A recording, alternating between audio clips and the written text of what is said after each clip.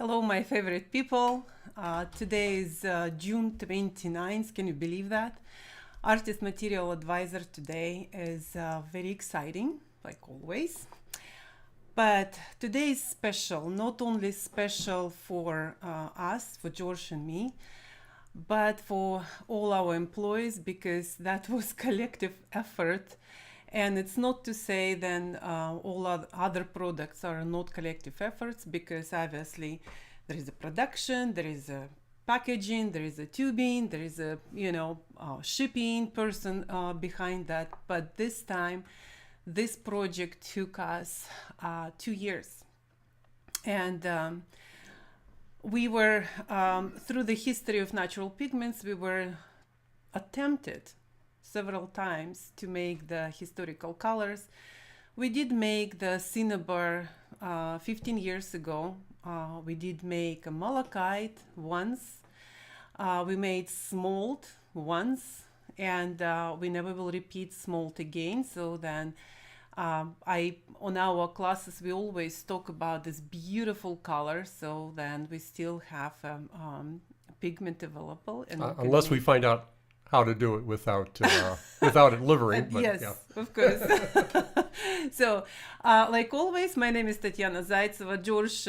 George O'Hanlon is behind the camera. He will help me like always. And so today will be a little bit different. We will not have our regular movie.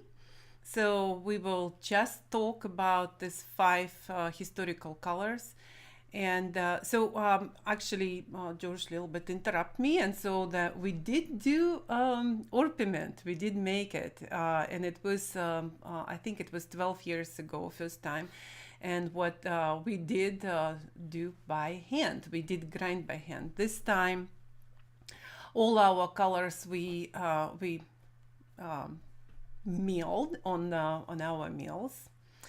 And the problem was, I know I was excited, and I think in November 2020, I told all our beautiful people, then we will have a big announcement for Christmas. It didn't happen, because what happened at this time, so one color or another misbehaved, and so then we hold it all 5 of them together until all of them will be baked enough to show you.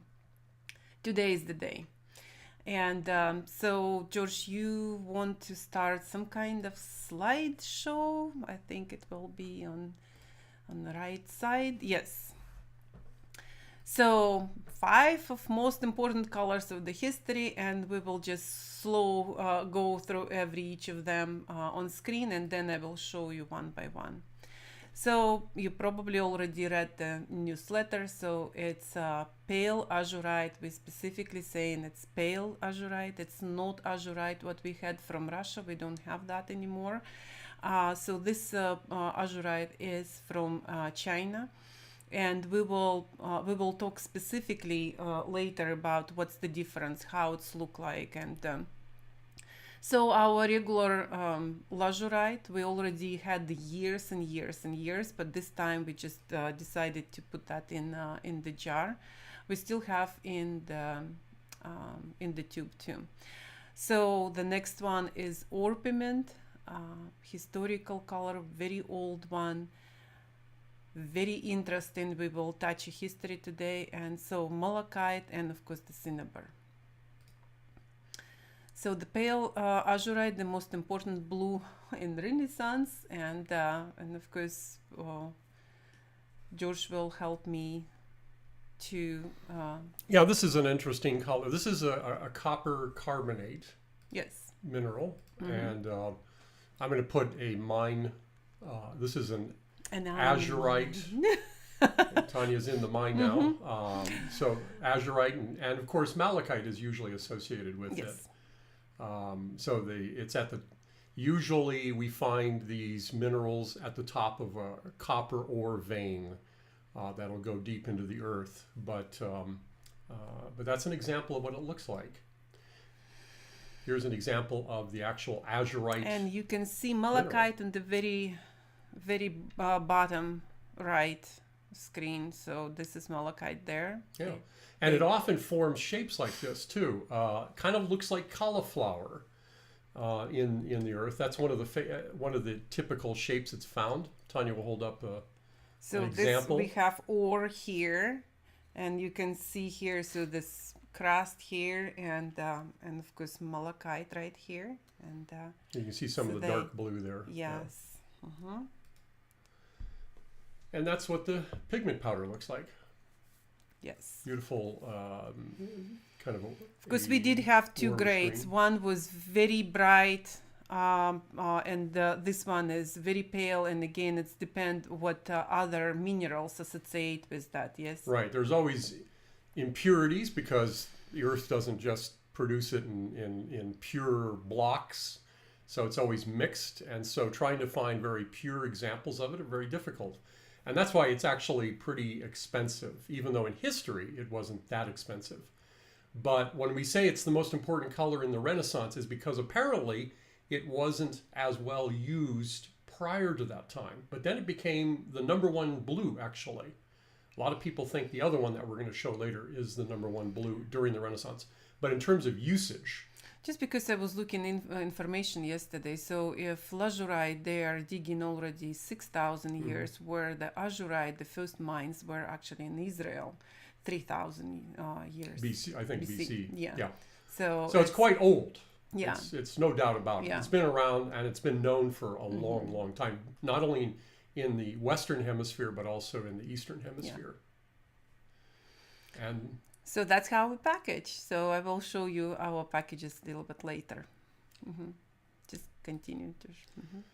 So we say that lazurite is the most precious pigment in history. And in history, some time ago, so then it was even more expensive than gold.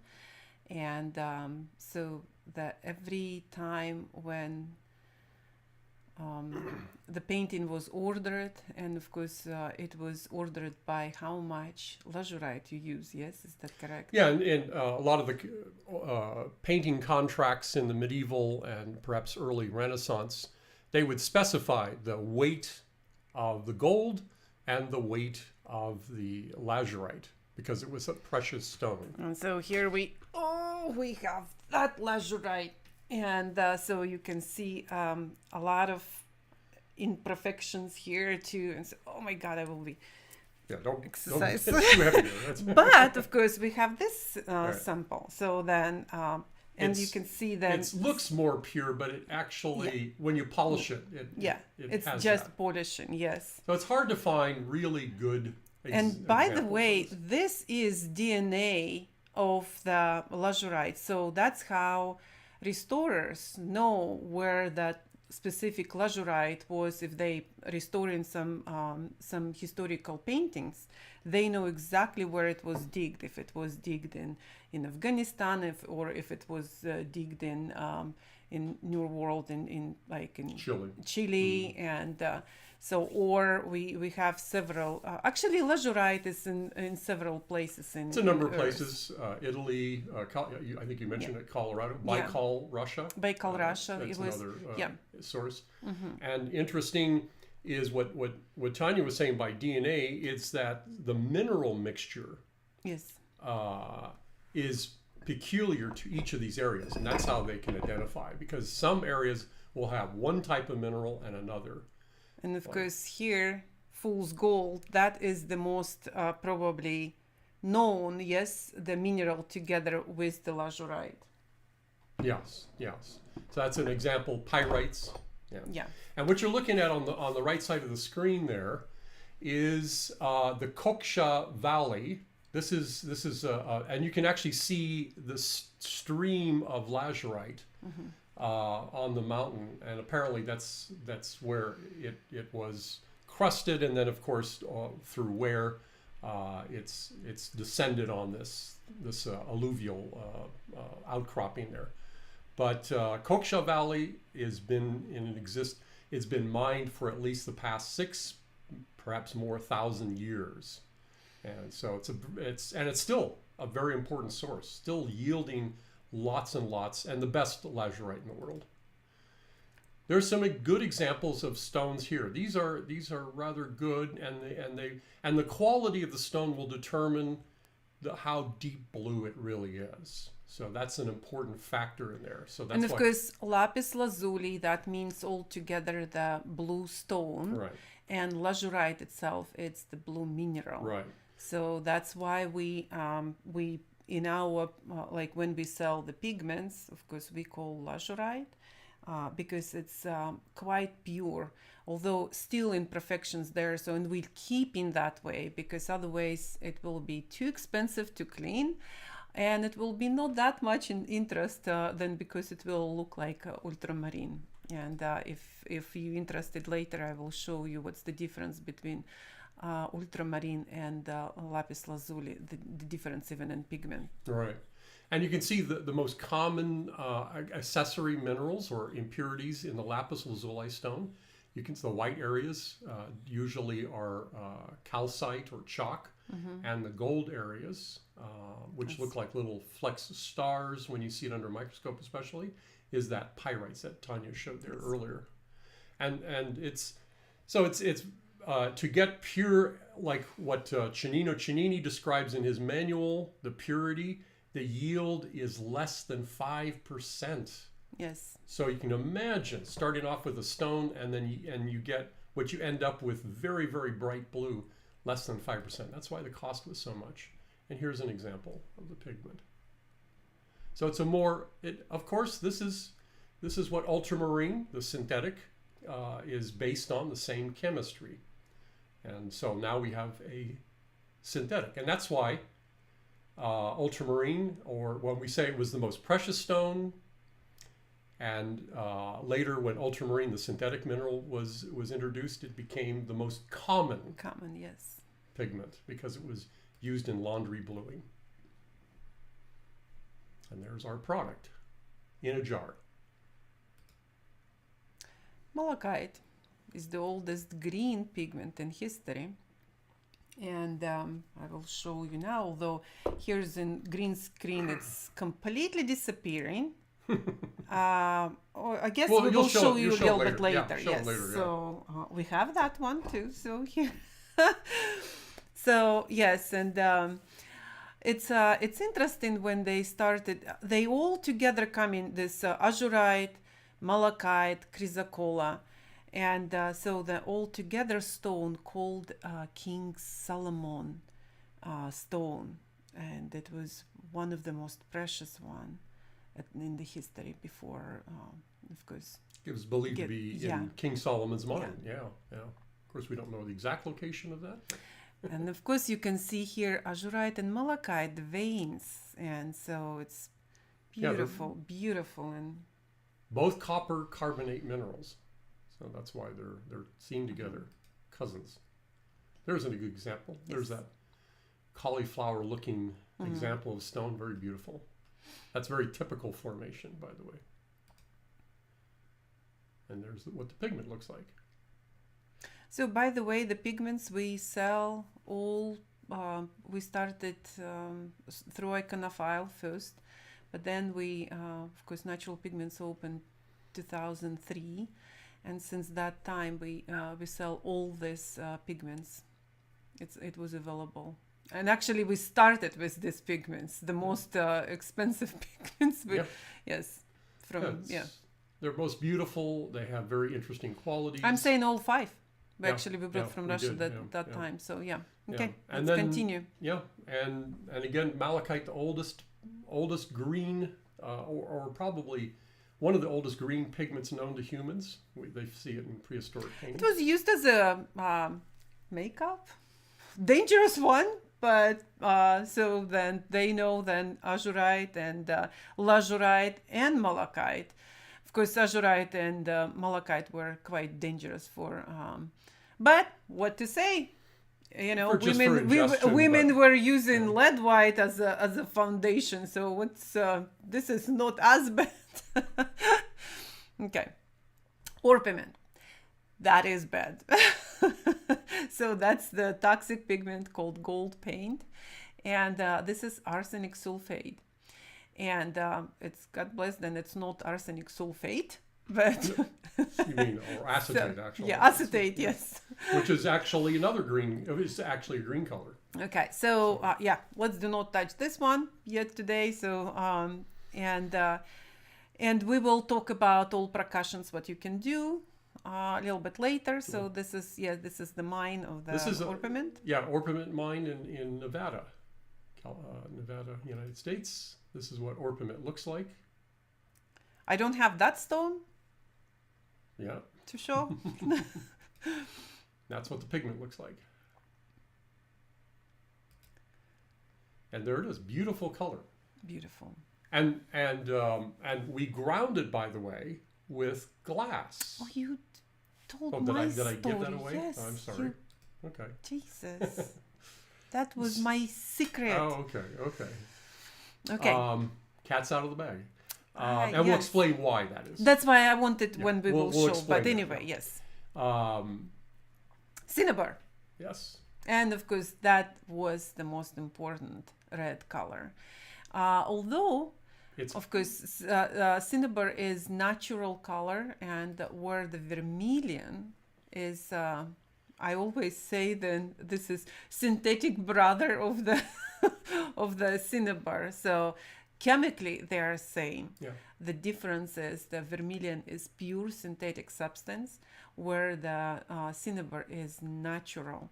And although naturally Cinnabar doesn't have many other ingredients, but just because how it's ground, and so it's the variation could be from very scarlet red to very orangey color. So this is beautiful. We are very happy and proud. Then while the time when we didn't have a vermilion, so we found source of the Cinnabar, and but now looks like we again found not found, but this the vermilion that we were buying years and years and years from one place in the world. It's in China, and so we just heard the news yesterday. George gave the news to company. Then they are back to production, and we probably will have vermilion at some point in our office, and so we'll see how expensive that will be. So Cinnabar actually not as bad right now. So it's it started as the same price, but vermilion now it's a little bit more expensive. But we'll see. Yeah. So. And here's of course, Cinnabar is the most common form of mercury found. There are other forms of mercury, but this is red mercuric sulfide. And this is a mine. You're seeing a mine in Slovenia, which was an important mercury mine until I think about the 19th century. And of course, the biggest one in the Western Hemisphere was in Almaden, Spain. And it was active until very recently in the last century. And looks like George and I will go. We're going to visit it. Yes, and we're going to bring back videos and pictures of it so people can see. Because we're trying to document locations. Maybe we will dig something too. Yeah. Of course, China has very huge sources of mercury today, and that's an example of the Cinnabar. Beautiful stone and beautiful color. Mm-hmm. Beautiful color, and that's the color in kind of a slight orangey red, but it varies, and like Tanya mentioned, particle size, so the pigment will vary the tone of that or the hue of that color. Okay, so now, so Tanya will show some of the other. So like I said, it was a collective effort, every of our employee, and so we thought then we need to thank everybody working so hard on that project. And so then just to introduce these colors just simply in the tube, some of them would not even stay in the tube. That's why we didn't even attempt on some of them, and but what we did, of course, we put that in the jar. How about, can we split the screen where we can show? Yes, exactly. So then I will show both.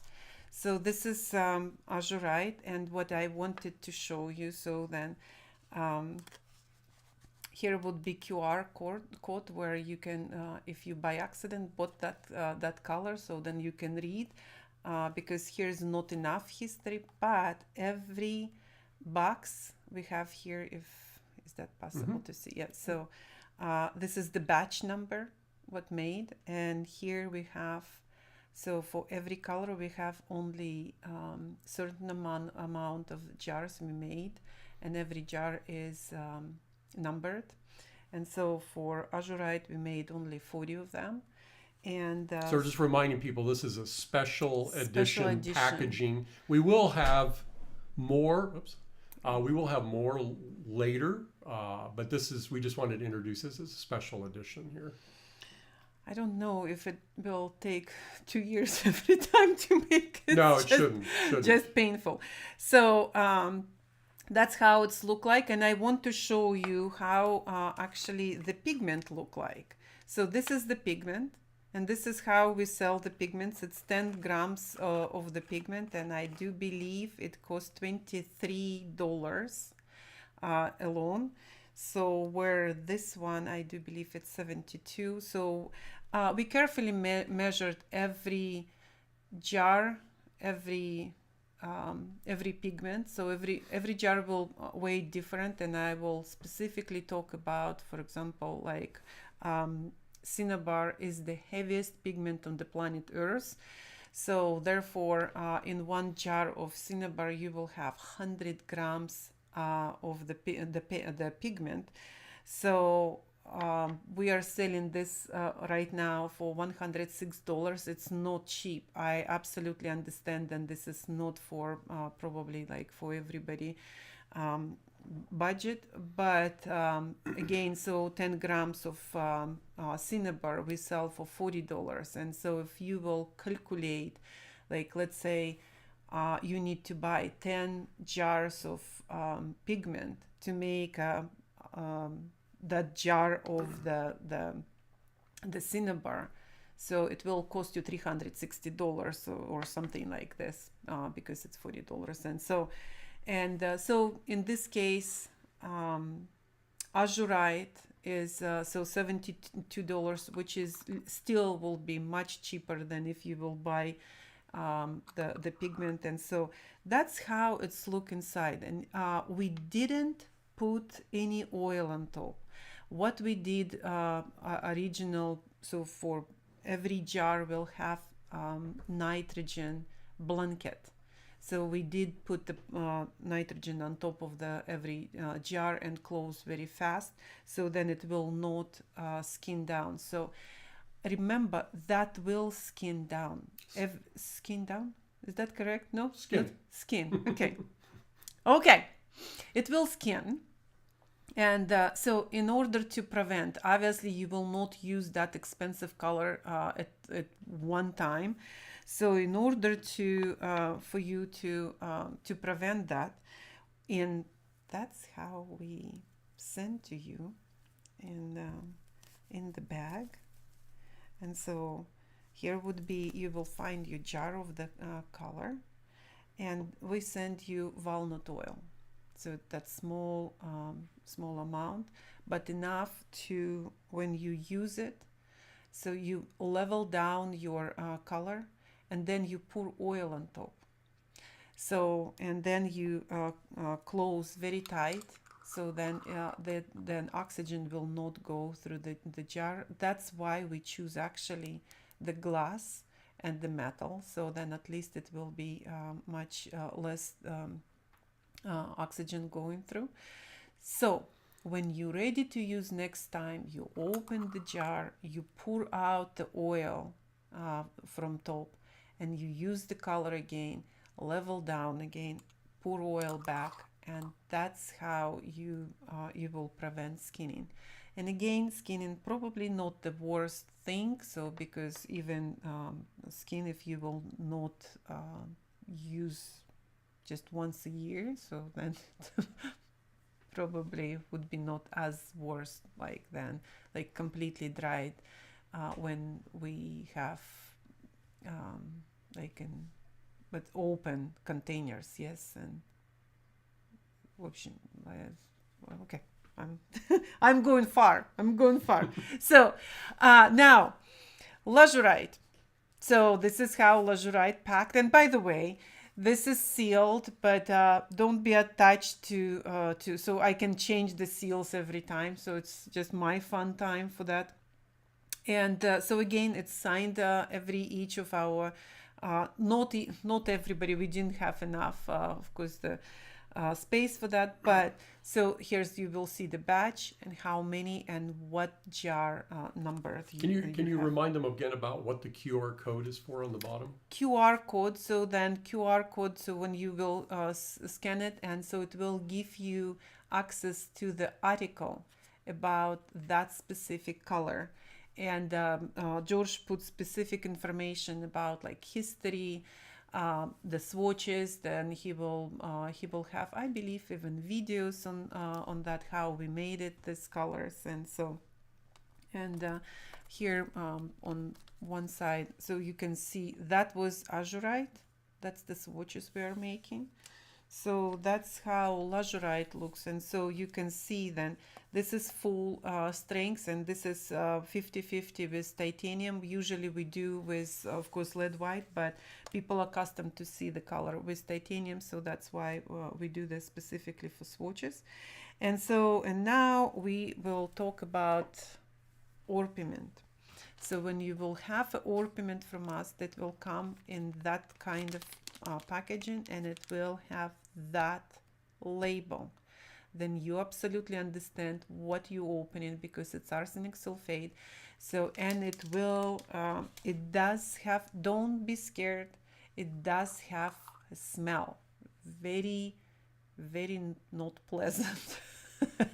So like, it's sulfur. It's yeah. a sulfur smell, because that's what it contains. So it's not a dangerous smell. So, but it is dangerous to eat. Please don't do that. And so, and another thing what George mentioned already, and so we will talk about this. We ground our Orpiment with glass. It was actually historically was done like this, and so we originally we didn't exactly understand why was that. And so when we did first, well, we did, but, I mean, okay, you did okay. So first time we started do Orpiment, we grind by hand without glass, and then of course George immediately said like, okay, so here's how it must be done, and he will explain why.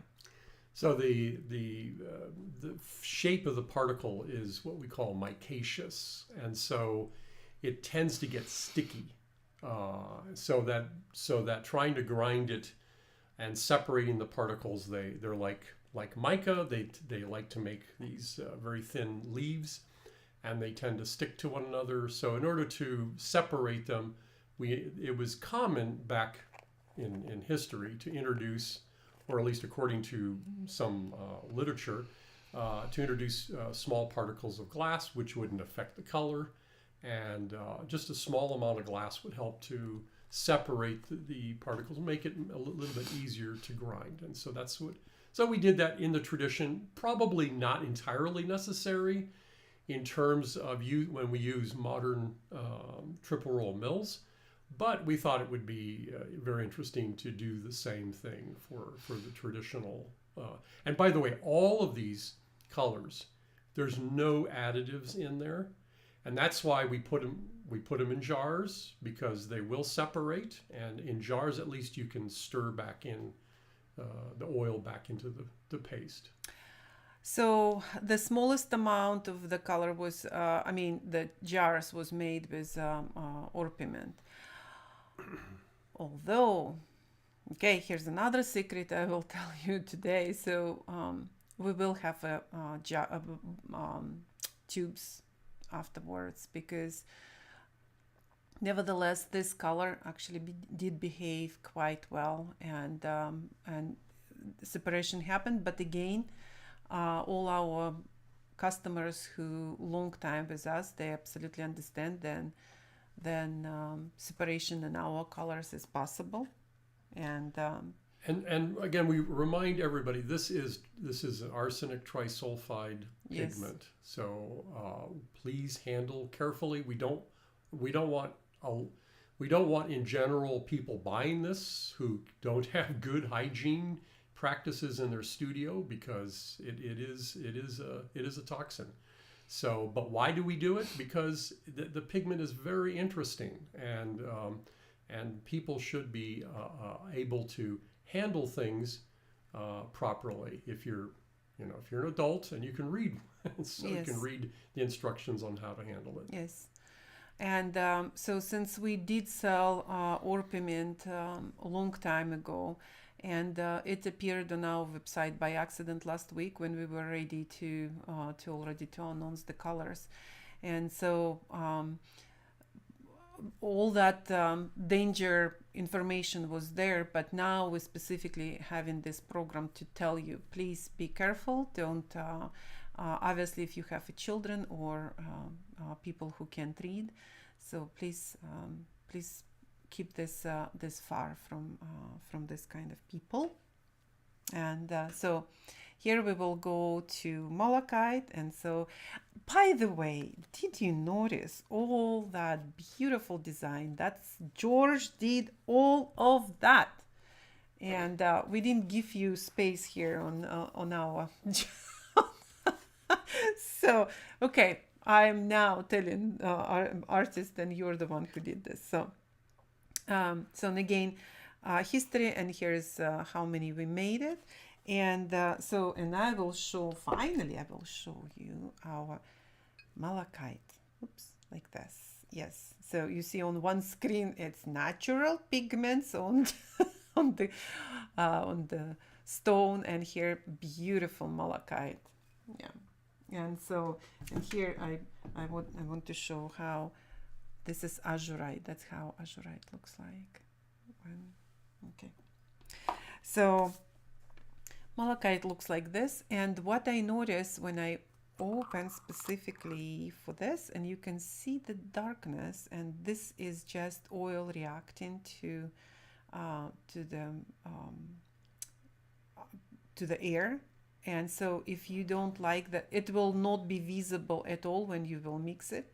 But if you don't like, so you can just tap it on top, and so just pour another oil. And so this it forms a brownish color, and with the oil that separates. And that's typical. This is how pigment looks like.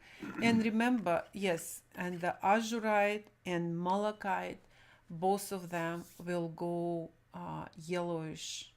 And so Azurite will go greenish, and Malachite will go yellowish tint. So just remember about that. And now, of course, is time for our Cinnabar. And with Cinnabar we didn't make any tubes. So then this only what will be available. Only 43 jars we made it. And for now, but we may decide to do more.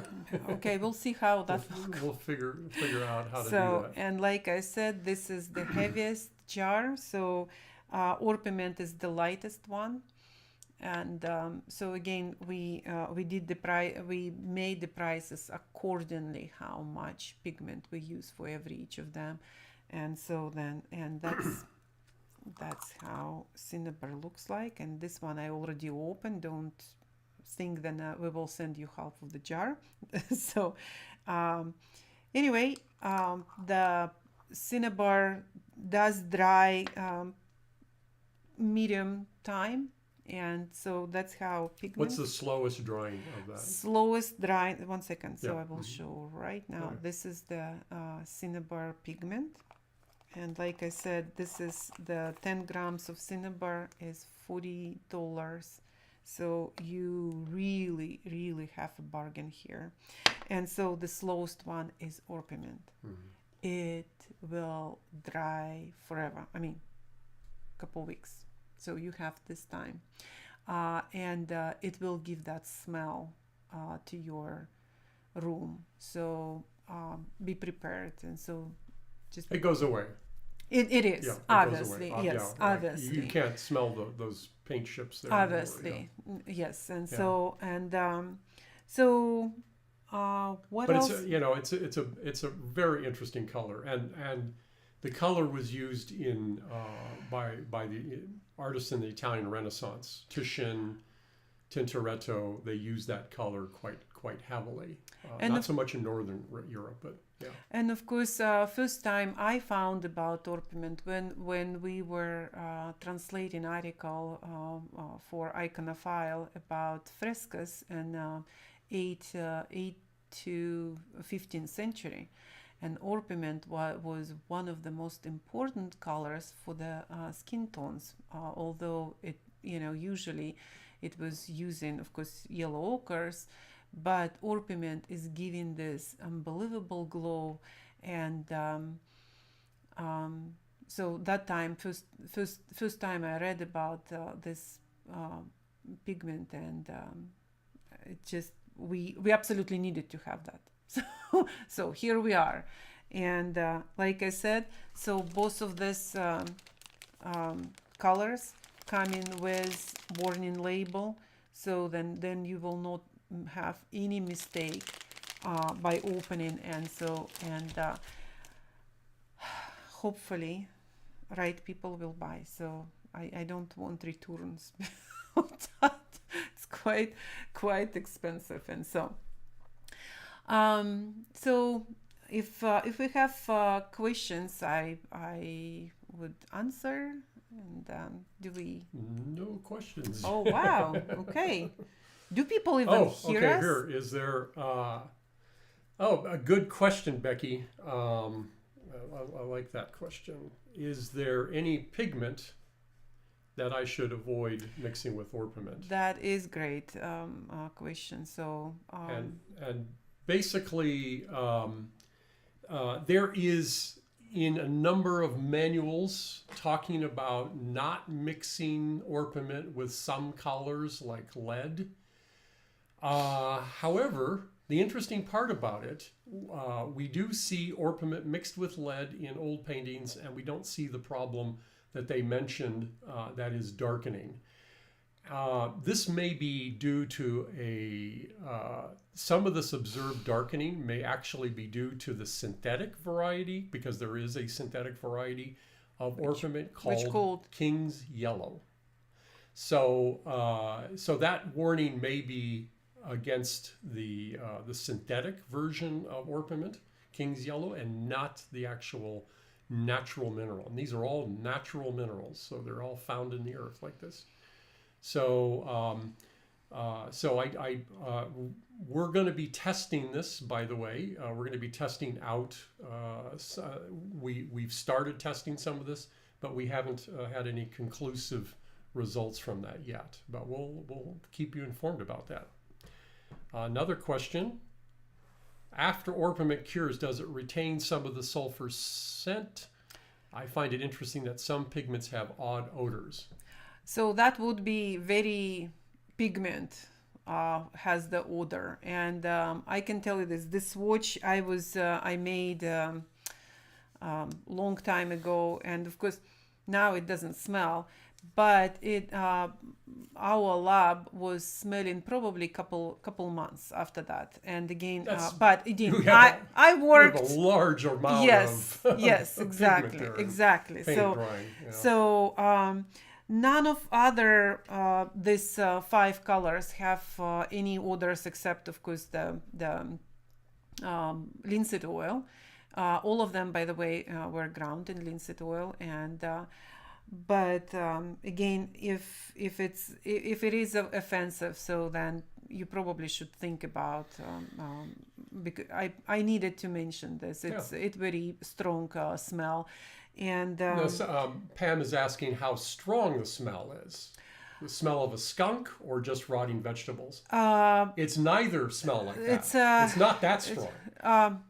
It's actually the same smell. See, 2 people living together for 20 some years, and we have different idea about this. For me, it did smell like maybe not like rotten egg, maybe not A little exactly. bit, yes.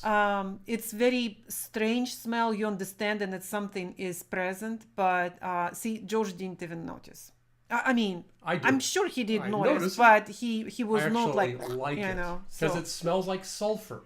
Yes. And actually, by the way, ultramarine blue has the very similar smell. For man. For me, it's different. For me, ultramarine smell like dirty socks of man. So that's specific. so I'm joking. So no, it's two different things. Of course, the ultramarine is sulfur, but it's not as. And again, don't be scared. It's not like you are smelling and it's like, okay. It's not going to be like a skunk. Yeah, no, it's not going to absolutely be that powerful at all. But the thing is, it's so interesting. You will find that this color behaves so different than all other colors. And of course, like for example, Azurite and Malachite, they're long colors. They, you saw the video on our newsletter how it was just, pouring and it was long string, where the Orpiment, it was like, it's very short and I can't call that buttery, absolutely not, because of the heaviness of the glass and the fluffiness of the Orpiment. Orpiment is very fluffy pigment, and so it's kind of like bouncing in between two pigments, and so, but yeah, it's very different, and of course the Cinnabar is very heavy, and so then you probably will need a little bit more oil or medium, whatever you use, and so just to make this flowable. David asks, is the darkening when some pigments interact the reason why painters experimented with different resins and mediums? Yes, on some of them, like what we had, the green pigment, and but so it's not why they experimented with resins. I think they already knew, yes, like what you were saying about Vermeer was using. Yes. Yeah, but again, I think some of so for instance, we do find Orpiment as an example in like I mentioned, especially Northern Italian paintings from the Renaissance, first part of the Renaissance, and it was very prevalent there. We don't see the darkening there, but at least from information I've gathered from conservators in regards to that. But the reason they used mediums came much later, actually. And actually, if you go to Painting Best Practices, paintingbestpractices.com, I have a whole lecture there on why artists, it's called Changes in Binding Medium, and why artists started using resins in their paint. Yeah. So there is, of course, one example of resinous color, and that's, of course, verdigris, which was, and the main reason for that was to develop its color, not because it darkened, although it did darken. So, it's browned. So it tended to brown. And thank you very much for love. We need it. So Pam says that doesn't sound too bad, the smell, and then she asks if she could see the swatches. Let's yes, we can put absolutely. Put so that back up on there. Yes, so that's and if you want, you can put a whole screen, George, if it's possible, so then we can see all 5 of them together, if it's possible. So then I can, yes. Okay, so I can move a little bit this way. Oh, then I see my table. Okay, so that's the swatches, and that's why, remember we were talking about pale. It looks a little bit greenish, possibly, but it's kind of a steel gray blue. Yeah. Yeah, it's a grayish blue. And again, I can just open the jar. Yeah, probably. And See. It looks a little bit greenish in the and the screen in the screen here.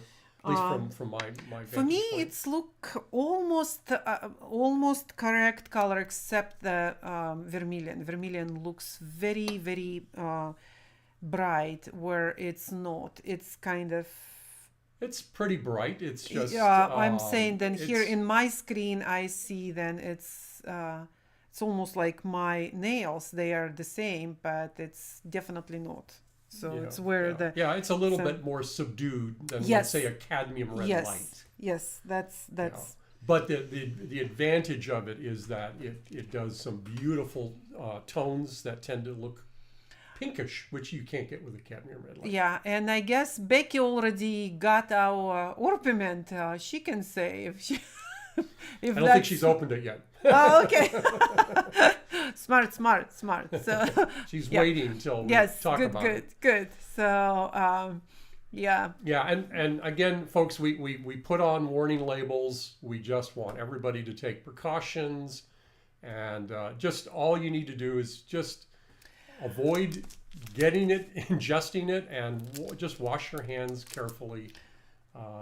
After if you've had any contact with the paint itself. And of course, just reminder, if you are painting on with historical colors, quite expensive. This is a plug for Artifacts panels. Yes.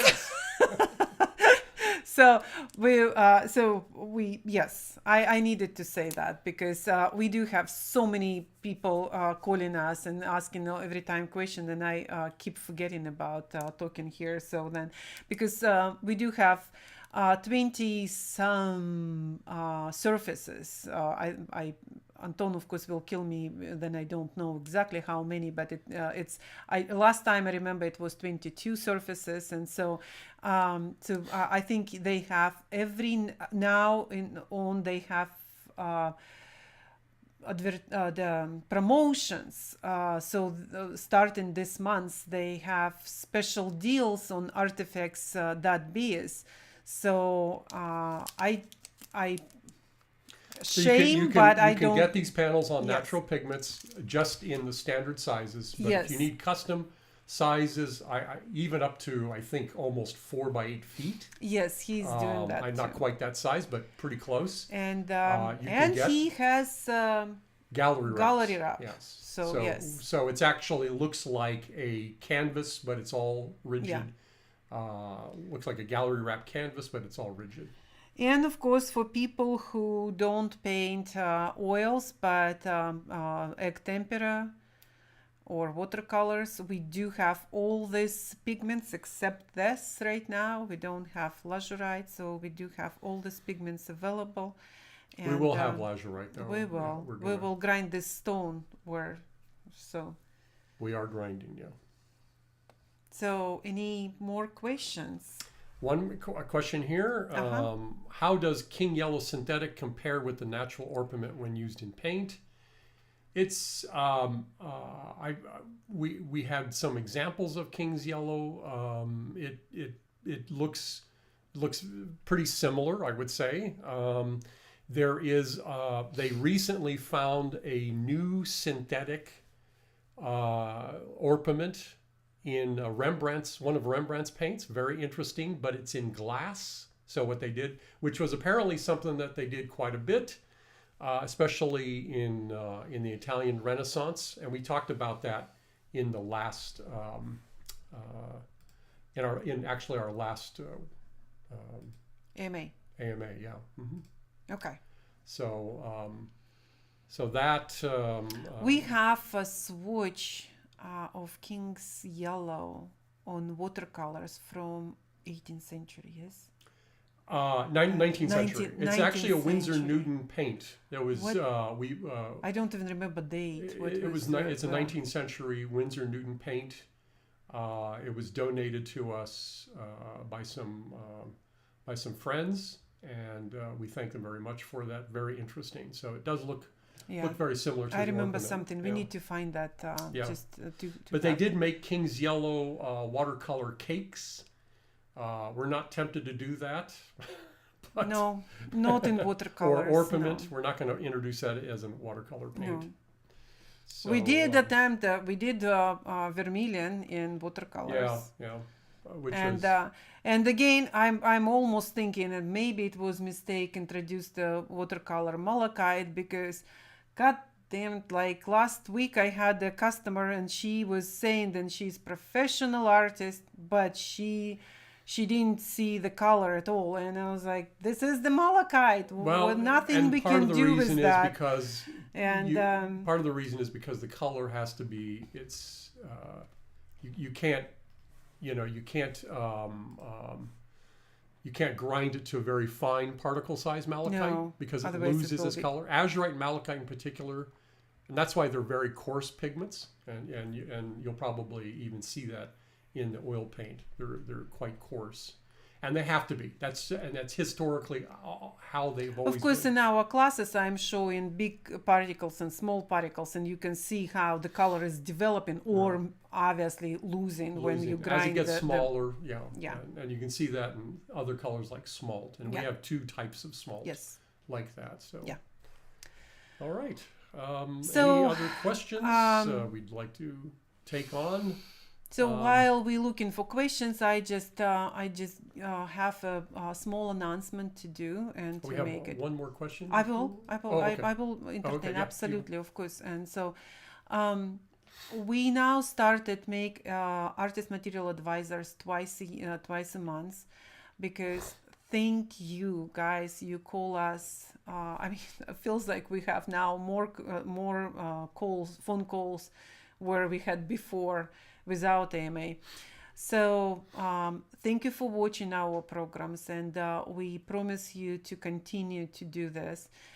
The only small thing, we are ready to introduce new website next month, maybe like in first or second week of the month.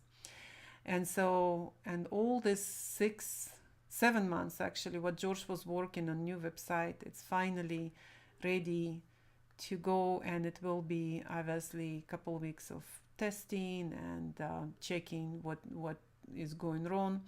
So we will not have AMA, because every AMA we have, it's a lot of work behind the scene, because George is preparing the videos and the information and all that. So my job is easy here, just be with you for an hour. But so it's why we're skipping one in middle of July, and we will have one on the end of the July. And so we will announce to you again. I know we were talking about, because we had this great testing with white, with all whites, one color with all whites. And so we will talk about the brightness of the yellowness and the transparency and all that great stuff, or we will go back to varnishing again. It's depend which one we kick and do the first one. So that's my announcement. So then don't miss us, don't think something happened, and we just will be finalizing our website. We are going to Spain.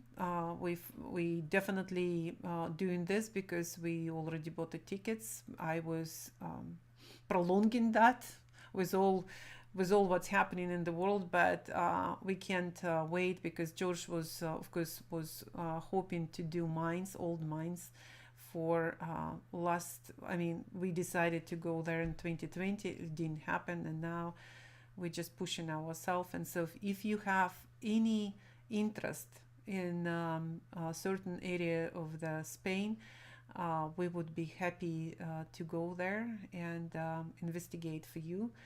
Or if you have any suggestions, if you already did something crazy in Spain, we would be happy to hear that too. So here's a question. Is vermilion more opaque than cinnabar due to its density? They both identical. It's absolutely identical. So I can tell you this. So they both heavy, both of them. What is that? Gravity 8? Yeah, specific gravity, both vermilion and cinnabar are 8. About 8.1, which means that for the same volume of material, it is over 8 times heavier than water. So you can imagine it's very dense. They're both very opaque. So both very opaque. I mean, that jar of cinnabar, you probably will use for so long, because like when we were selling vermilion, on Portrait Society, people would return like 2-3 years later and saying like, you know what, I still have it, but I will buy, because on Portrait Society we had the special deal. And so it will be for a long time, where of course Malachite and Lazurite are quite transparent. So that's and I don't know about Orpiment. It's a peg, but I don't know how much you will use, and so this is such unusual color, and so that's it would be interesting to know all our customers who buy this pigment, and if they will give us their feedback, that would be absolutely great for the future. Thank you. I wanted to get thank you, Winter Knits, for explanation about new pigments. John, this is an interesting idea, Orpiment and Venetian medium, because Venetian medium, of course, has wonderful glaze. Mm-hmm. Might be a good idea. Thanks. And something is flying here. So Pam has another. You mentioned using Orpiment in portraits. Could Orpiment and Cinnabar be used together to make a nice flesh tone? Absolutely, yes. Absolutely. That's what we. I started talk about this. I didn't know how much interest in that. What in old manuscripts, and so they are saying that from 8th century they started add Orpiment, just teeny tiny amount of the Orpiment to the yellow ochre, and then mixing with Cinnabar, and so apparently Orpiment was giving that incredible glow to the skin tone. And again, I don't know if it's all myths, because artists have a lot of myths, and so, but I hope that is the magic. So yes. Winter Knits actually says, I was late. What is the approximate cost for Cinnabar Red? Okay, so there are no approximation. There's $106 for that for Cinnabar, and if you will look back this program, so I'm explaining. Then here's 100 grams of the pigment without jar. So because of the density of the pigment, because of the vermilion and Cinnabar as the most heaviest pigments, so for every 100 grams of pigment, we barely used 5 grams of oil. So that's how dense it is. So then basically what you buy in the jar, it's the pigment. So if you will compare it to the pigment, how much we sell, so then you probably will spend around $360 on the pigment alone. So where the Azurite, I believe it's $72, Lazurite $80, Orpiment $51, and Malachite is the cheapest. So I think it's 41 or 42. $42. And by the way, unfortunately, these are only available on our U.S. website from our U.S. location at this time. And we will not sell through stores or from retailers. Yeah. And so we're sorry to all of our friends up in Canada and in Europe who where we can ship from our other websites there, but unfortunately that's just because of this limitation and so forth. So that's what it is. And it is limited edition now, and if it will go well, we will see how. For example, Orpiment we already sold without even announcement. We already sold I believe it's 6 jars sold like this, and today apparently it was newsletter went out around 9 o'clock, and we already have the orders. And so remember, every jar is numbered, so we know exactly how many will be left at some point. So here's a question. It's not totally related to can any of your extenders, and I assume instead of saying take out, create more translucency of oil paint without adding too much of a chalky look? The extenders, and like we're talking about mediums like Velasquez medium, Impasto medium. Uncle 60 love you, so then you always here. So I'm happy to have you here today.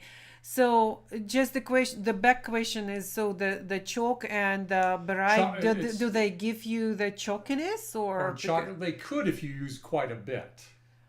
Again, it's just refractive index. The chalk is almost the same as the oil, so they're like. Chalkiness actually comes from not only using white, but also a color that is, let's say, for instance, titanium, which tends to be a cool white, and if you use it with a warm color, you get kind of a chalky look. So the extender mediums like Velasquez medium and Impasto medium, they add transparency, but they don't necessarily give chalkiness. Apparently, you should see how many phone calls we have about extenders, and looks like that's why we repeat that program again, because we do have a lot of people interested in this. And so I do want to remind you, if you are interested in that, we have special set where we have 16 of them, so you can try without buying the bags of them. You can buy, it's just 4 ounce jars, and so that's actually the powders though. Powders. Right. And so that's then you can just definitely try each of them, and so then see what. Oh, I misunderstood. Uncle 60 says, I want to take away translucency. Oh, so you want to make it more opaque. Okay, that's of course that's not what. Then you just use the color pigment. Right, remember, right. So if you want something to change the property of the paint you bought from us, but it's not enough, so then buy the pigment. We have exactly the same name on the pigment, and just to make that more opaque. So instead of course, extenders, you use exactly the same pigment. That's how. But extenders make paint more transparent. That's for sure. So you don't want to use an extender. Yes. Yeah. And John asks about as a set. I assume he's asking about. As a 5 of them. All 5 of them. We're not making them as sets. You can buy them. We already have orders, and people already bought 5, and so, and I truly, this is it would not be fair to even my employees, because we imagine how many of us for 2 years were working, and just to give any discount on that, it's not this time. We don't have them as a set at this time. Yeah. It's good lesson for us, so then we will know what to do and what to not do in the future. This is a good question from Winternitz. Since these are jars, do you keep them upside down to prevent separation in the paint? I don't, but again, because it won't prevent separation. Separation, no. No. It's actually you want to have separation. In this case, the reason why, because again, so then the oil at least will be preventing the skinning, and so that's why we send you this bottle of the oil, because that is good idea here. And if at any point, so you pull out the oil, and so if you take the pigment as much as you want, and you mix with any oil you need. So that's why we did this in jars, so then at least you can see and judge what's happening in during the time of use. Yeah, and the oil that separates, like you mentioned, acts to help prevent skinning. Yeah, that's the key thing. Yeah, it's a good thing in this case. And because we don't put additives, we do get separation. We don't want to put the additives, because then that changes the paint. It doesn't behave like it did historically. That's the key. That's what we do. That's what we do it. Natural you should see my husband, how now he's saying, like, that's what we do. So, okay, I'm translating him now. So, all right. I guess it's all questions for today, and so happy to see you today, and see you on July 27th, I believe. It would be last Wednesday of the month. And hopefully by that time, we already will have a new website. And maybe that AMA will be about how to navigate in our website. It will be absolutely new navigation. We are excited here. We're happy to this nightmare will finish what 7 months took for George. Great. Thank you very much, and see you next time. Thank you being with us, and stay well.